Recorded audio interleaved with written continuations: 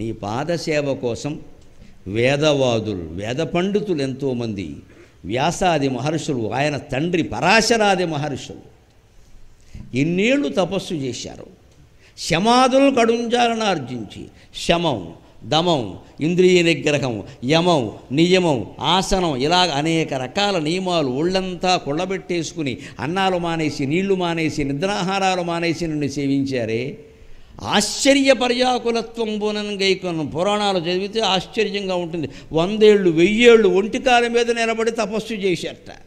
మనం 2 కాళ్ళ మీద 2 నిమిషాలు నిలబడలేకపోతున్నాం, అక్కడ ఆయాసం వస్తుంది. మరి ఒంటికాల మీద నిలబడి తపస్సు ఏమిటండి? మహర్షుల జీవిత చరిత్రలో చదివితే తెలుస్తుంది ఎలా చేశారు ఈ తపస్సులు. అసలు వాళ్ళు ఒక 5 నిమిషాలు మనస్సు పెట్టుకుని మనం పూజా మందిరంలో ఉండలేకపోతున్నాం. ఇది ఎప్పుడైపోతుందా, ఫోన్ తీసేద్దామా, ఇది అప్పుడే వాట్సాప్లు ఎన్నొచ్చాయో, ఫేస్బుక్లు ఎన్నొచ్చాయో, రెస్పాండ్ అవ్వకపోతే ఏమంటారు? ఈ దరిద్రం ముందు వదిలించుకోవాలమ్మా, ఈ దరిద్రం వదిలించుకోవాలి ముందు. నీ రెస్పాండ్ ఎవరికి కావాలి? ఎక్కడ అవ్వం రెస్పాండ్, ఎప్పుడూ అవుతాం. 4 సార్లు అవ్వకపోతే ఇంకోసారి పంపరు, శనొదిలిపోయింది. ఏమనుకుంటారో మానవలోకంలో ప్రతి వాళ్ళ గురించి మనం ఆలోచిస్తాం, దేవుడి గురించి తప్ప.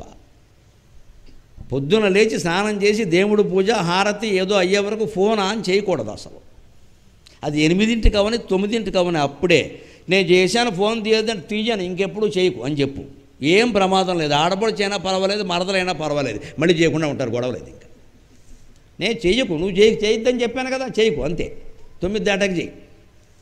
ఓసారి ఏమనుకుంటారో తెస్తే తీయట్లేదు గర్వం అనుకుంటారు, రెండోసారి ఏమిటో తీయట్లేదు, మూడోసారి దానికి నెక్స్ట్ ఎక్కువమ్మా అంటారు, మనకి సర్టిఫికెట్ ఇచ్చేస్తారు, గొడవలేదు.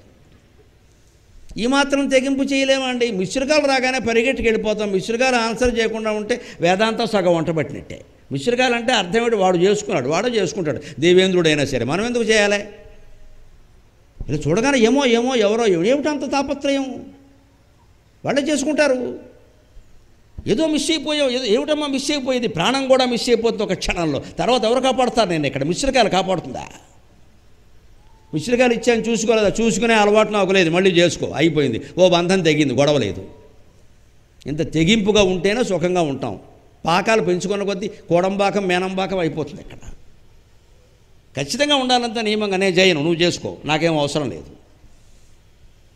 మానసికంగా భౌతికంగా అవసరాలు తగ్గించుకున్న కొద్దీ మనిషి సుఖంగా ఉంటాడు. జ్ఞానం అంటే అదే. మహానుభావులు 2000 ఏళ్ళు 3000 ఏళ్ళు తపస్సులు చేసే 3 నిమిషాలు 2 నిమిషాలు ఉండలేకపోతున్నాం ఇక్కడ. ఎందుకు చేశారండి వాళ్ళు? దీనికంటే అది ముఖ్యం అనుకోబట్టే కదా. అటువంటి వాళ్ళకే నువ్వు దొరకలేదయ్యా. ఆశ్చర్యపర్యాకులత్వంబునన్ గైకొనన్ మాకు ఏ యత్నముల్లేకవో కృష్ణ ఈ కైవడిన్ని కృపాలోక సంసిద్ధి సిద్ధించుటల్ బుద్ధి దర్కింపనత్యంత చిత్రంబుగా అదే జగన్నాథ. అలాంటి మహానుభావులకే నీ దర్శనం దొరకలేదు కదా.